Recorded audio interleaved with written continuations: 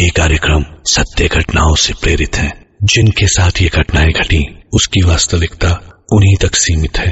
भूत प्रेतों और असामान्य विषयों के होने पर चैनल कोई दावा नहीं करता और न ही प्रोत्साहन करता है। प्रीतम और अवंतिका को मिले हुए अभी 20 दिन भी नहीं हुए थे कि दोनों की बात शादी तक पहुंच गई। सब कुछ इतना जल्दी हुआ कि अवंतिका को शॉपिंग करने का ज्यादा वक्त ही नहीं मिला। प्रीतम ने ज्वेलरी की शॉपिंग के लिए अवंतिका को सख्त मना कर दिया था, ये कहते हुए कि उसकी मां के बहुत सारे गहने पड़े हैं। तय दिन शादी का माहौल तैयार हुआ, पर बीच में ही सब कुछ बर्बाद हुआ। जब शादी के हॉल के ठीक बाहर एक जोरदार धमाके की आवाज आई। बाहर दौड़कर देखा तो जनरेटर में आग लगने के कारण चारों तरफ अफरा तफरी मची हुई थी, जिस कारण शादी को बीच में ही रोकना पड़ा। अगले ही दिन दोनों ने कोर्ट में रजिस्ट्री करी और शाम तक अपने हनीमून के लिए पौंडीचेरी चले गए। पौंडीचेरी का मौसम उनके हनीमून के लिए परफेक्ट था। प्रीतम ने पहले से ही होटल बुकिंग वगैरह सब कर रखी थी, इसलिए स्टेशन पर होटल की गाड़ी आई हुई थी। पूरे रास्ते गाड़ी के अंदर एक सन्नाटा था और अवंतिका बस बाहर के नजारे को देखे जा रही थी। प्रीतम ने अवंतिका से पूछा कि उसकी तबीयत तो ठीक है। जवाब में अवंतिका ने कहा, पता नहीं क्यों मुझे ऐसा लग रहा है जैसे मैं पहले भी यहां आ चुकी हूं। प्रीतम ने उसकी बातों पर ज्यादा ध्यान नहीं दिया और अब तक उनका होटल भी आ चुका था। होटल में घुसते के साथ ही रिसेप्शन पर खड़े उस लड़के ने कहा, अरे सर, इस बार बड़े दिनों के बाद आए हो? प्रीतम ने जवाब दिया, हाँ, नई शादी हुई है तो सोचा हनीमून क्यों ना पौंडीचेरी में ही मना लूं। इससे पहले कि अवंतिका कुछ पूछे, प्रीतम ने खुद ही बताया कि वो जब काम के सिलसिले में इधर आया था तो एक दो बार वो इसी होटल में ठहरा था। होटल पहुंचते पहुंचते उन्हें काफी रात भी हो चुकी थी, इसलिए डिनर करके दोनों सोने की तैयारी करने लगे। अवंतिका को जल्दी ही नींद आ गई थी, पर प्रीतम को अपने 5th फ्लोर के उस कमरे में एक आवाज सुनाई दे रही थी, मानो जैसे कोई मिट्टी खोद रहा हो। उसने कमरे की खिड़की खोलकर देखा तो बस समंदर की आवाज ही सुनाई दे रही थी। खिड़की बंद करके जैसे ही वो पलटा, उसे और एक आवाज सुनाई दी, जैसे कोई लकड़ी पर कील ठोक रहा हो। उसने हड़बड़ में दोबारा खिड़की खोली, पर एक बार फिर बस दूर दूर तक समंदर की ही आवाज सुनाई दे रही थी। उसने खिड़की बंद की और फिर सोने की कोशिश करने लगा। नींद बस आई ही होगी कि उसे लगा जैसे कोई उसके शरीर पर मिट्टी डाले जा रहा हो। जब ये सिलसिला काफी देर तक चलता रहा और उसका दम घुटने लगा तो वो हड़बड़ा कर उठा। लाइट जलाकर देखा तो सच में उसकी चद्दर पर मिट्टी लगी पड़ी थी। उसने अवंतिका को नींद से जगाया तो चद्दर पे मिट्टी देखकर वो भी हैरान रह गई थी। प्रीतम ने तुरंत होटल के रिसेप्शन पर फोन मिलाया, पर वहां उसका फोन उठाने के लिए शायद कोई मौजूद नहीं था। उसने कहा कि मैं रिसेप्शन से होकर अभी आता हूं। प्रीतम जैसे ही कमरे से बाहर निकला तो उसे ध्यान आया कि वो रूम में वापस एंटर करने का कार्ड लाना भूल गया है। पलटा तो बस आंखों के सामने बंद होते हुए दरवाजे को ही देख पाया। रिसेप्शन पे उसने जब सारी बात बताई तो उसके साथ एक रूम सर्विस बॉय को भेजा गया, जिसने रूम नंबर 513 सुनते के साथ ही एक अजीब समूह बनाया। प्रीतम के पूछने पर उसने बताया, सर, तकरीबन साल भर पहले एक लेडी ने उस कमरे में आत्महत्या कर ली थी और उसके बाद से उसका भूत कभी कभार इधर दिखाई देता है, पर उसने आज तक किसी को परेशान नहीं किया है। इतना कहते कहते वो अपने कमरे के बाहर तक आ गए थे। हाउसकीपिंग ने कार्ड पंच किया कमरे के अंदर गए, पर अवंतिका वहां दिखाई नहीं दी। प्रीतम ने बाथरूम के बाहर से ही 2-3 बार आवाज लगाई, अवंतिका, अवंतिका, अवंतिका, पर बाथरूम के अंदर से भी कोई आवाज नहीं आई। उसने अवंतिका के मोबाइल पे फोन किया तो पाया कि फोन वहां तकिए के नीचे ही दबा पड़ा था। शुरुआत हुई अब कमरे और चद्दर की साफ सफाई को छोड़कर अवंतिका को खोज निकालने की। होटल का चप्पा चप्पा छान मारा गया, पर अवंतिका का कहीं कोई नामो निशान नहीं था।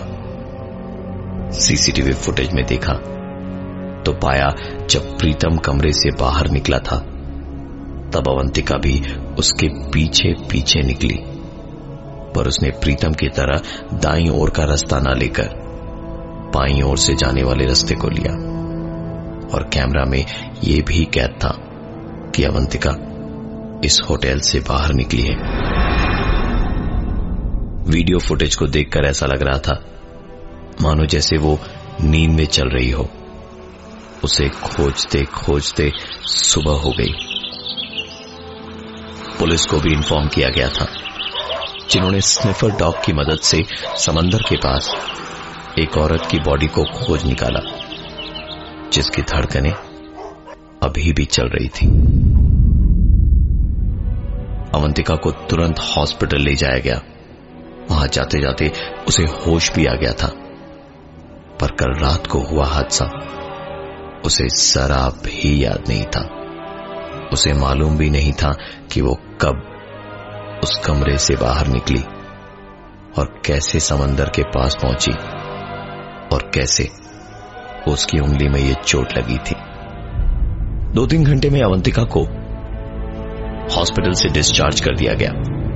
होटल पहुंचकर जो पहला काम उन्होंने किया वो था कमरे को चेंज करने का। देर शाम प्रीतम ने अवंतिका से कहा कि चलो थोड़ा घूम आते हैं, बीच पर तुम्हारा मूड भी फ्रेश हो जाएगा। दोनों बीच पर गए। वहां काफी देर उन्होंने बहुत सारी फोटोग्राफ्स क्लिक करी और शाम को लौटकर जब प्रीतम ने सारी फोटोग्राफ्स कैमरा से लैपटॉप में ट्रांसफर करी तो उसकी आंखें फटी की फटी रह गई। पिक्चर्स सारी हेजी थी। कुछ पिक्चर्स में ऐसा लग रहा था जैसे कोई और भी उनके साथ वहां खड़ा था और अजीब तरीके से कुछ तस्वीरों पर मिट्टी के छींटे पड़े हुए थे। प्रीतम ने होटल के उस अटेंडेंट को खोजना शुरू किया जिसने उसे बताया था कि रूम नंबर 513 में एक औरत ने आत्महत्या की थी। उस अटेंडेंट को खोज निकालने के बाद प्रीतम ने जब उसे पूरी बात बताई तो उसने कहा, सर पता नहीं ऐसा क्यों हो रहा है, क्योंकि आज तक उसने कभी किसी को कोई नुकसान नहीं पहुंचाया है। पर अगर आपको ठीक लगे तो आप उनकी कब्र पे जाके फूल चढ़ाएं और कैंडल जला दें। प्रीतम को जैसे थोड़ा सुकून मिला। वो बोला, तो हमें ले चलोगे वहां? अटेंडेंट ने थोड़ी देर सोचा और उसके बाद कहा, ठीक है सर, मेरी ड्यूटी रात 11 बजे खत्म होगी, उसके बाद अगर आप चाहें तो मैं आपको ले चलूंगा वहां। अंदर जाकर प्रीतम ने जब अवंतिका को यह सारी बात बताई तो अवंतिका भड़क गई। उसने इतनी रात गए कब्रिस्तान में जाने से साफ मना कर दिया। लाख कोशिशों के बाद, मिन्नतें कर करके, अपनी कस्में देने के बाद प्रीतम ने अवंतिका को मनाया। वो अवंतिका को उस होटल में एक पल के लिए भी अकेला छोड़ने को तैयार नहीं था और जब वो मान गई तो उसे लेकर लॉबी में ही बैठा रहा जब तक उस अटेंडेंट की शिफ्ट खत्म ना हो गई। जैसे ही रात के 11 बजे वो अटेंडेंट आया और कार में उन दोनों के साथ निकल पड़ा उस कब्रिस्तान की ओर। वहां पहुंच के तीनों उस अंधेरे में टॉर्च की रोशनी से उसकी कब्र तक पहुंचे और वहां कैंडल जलाई और फूल चढ़ाए ही थे कि अवंतिका जोर से चीखी। प्रीतम पलटा तो देखा अवंतिका बेहोश जमीन पे पड़ी हुई है। प्रीतम ने उसे जगाने की कोशिश की पर वो नहीं जागी। उसे उठा के होटल में लाया। इतनी रात को डॉक्टर का मिलना भी मुश्किल ही था। होटल पहुंचते ही लॉबी में उसके चेहरे पर पानी के छींटे मारे तो धीमे धीमे अवंतिका ने आंखें खोली। प्रीतम की जान में जान आई और उसने पूछा, क्या हुआ, तुम बेहोश कैसे हो गई थी वहां? अवंतिका डरी हुई रुआसी सी आवाज में बोली, वहां कब्र के पास मैंने एक औरत को देखा जो चमकती वेडिंग ज्वेलरी पहनकर खड़ी तुम्हें देखकर मुस्कुरा रही थी। इतना कहते कहते ही वो रोने लगी और फिर से प्रीतम के पीछे देखते देखते चीखने लगी और फिर बोली, वो यही है, मैंने गहनों की आवाज सुनी है उसकी। तुम्हें सुनाई नहीं दिया? प्रीतम को एकदम से गुस्सा तो आया, लेकिन अवंतिका को संभालना जरूरी था। वो बड़ी प्यार से बोला, कोई नहीं है यहां अवंतिका, तुम थक गई हो, चलो सो जाओ। You know what, you need rest. Avantika ने पलट के प्रीतम को कहा, नो, यू नीड रेस्ट। प्रीतम या अवंतिका कुछ कर सके ऐसे हालात तो थे ही नहीं। प्रीतम काफी देर तक जागता हुआ अवंतिका के पास ही बैठा रहा। जब भी उसकी पलक हल्की सी नींद से झपकती, अवंतिका चिल्लाती हुई उठती और किसी बच्चे की तरह एक ही सवाल पूछती, मेरी अंगूठी कहाँ है? प्रीतम को जब यकीन हो गया कि अवंतिका सो चुकी है तो वो बस पानी पीने ही उठा था कि उसी वक्त अवंतिका एक बार फिर से जागी। लेकिन इस बार उसने सिर्फ अंगूठी का नहीं पूछा, बल्कि उसने कहा, बहुत खुश है ना तू, सारी गहने और अंगूठी लेकर बहुत बड़ा आदमी बन गया है तू। प्रीतम की नजर अवंतिका के हाथ पे पड़ी।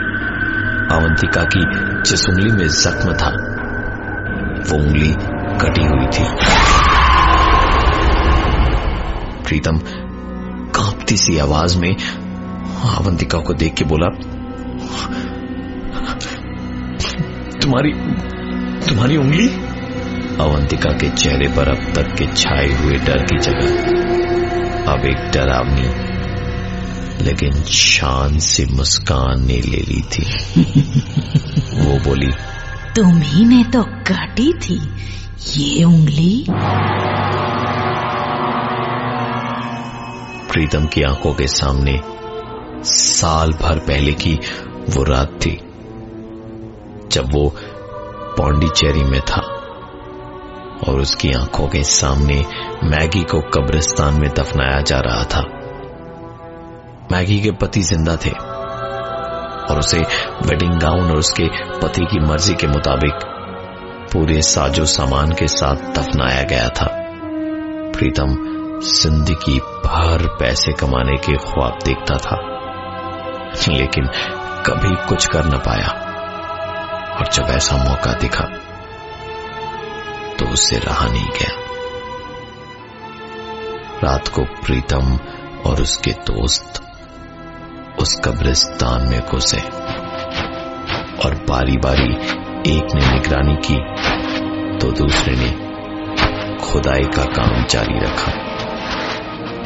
ताबूत को तोड़ के लाश के सारे गहने उन्होंने निकाले और आखिर में प्रीतम की नजर गई मैगी के उंगली पर चढ़ी उस हीरे की अंगूठी पे, जो लाख कोशिशों के बाद भी भूली हुई उंगली से निकल न पाई। प्रीतम ने उंगली काट के अंगूठी को निकाला और अपने हिस्से के उन्हीं गहनों के पैसों से बिजनेस खड़ा किया। अगले दिन सुबह प्रीतम की लाश उस होटल में मिली और अवंतिका का नाम आज भी पुलिस फाइल्स के गुमशुदा विभाग में दर्ज है। प्रीतम द्वारा किए गए साल भर पहले का गुनाह एक बार फिर उसकी जिंदगी में लौट कर आया था, जिसने उसकी मौत से अपने बदले को पूरा किया।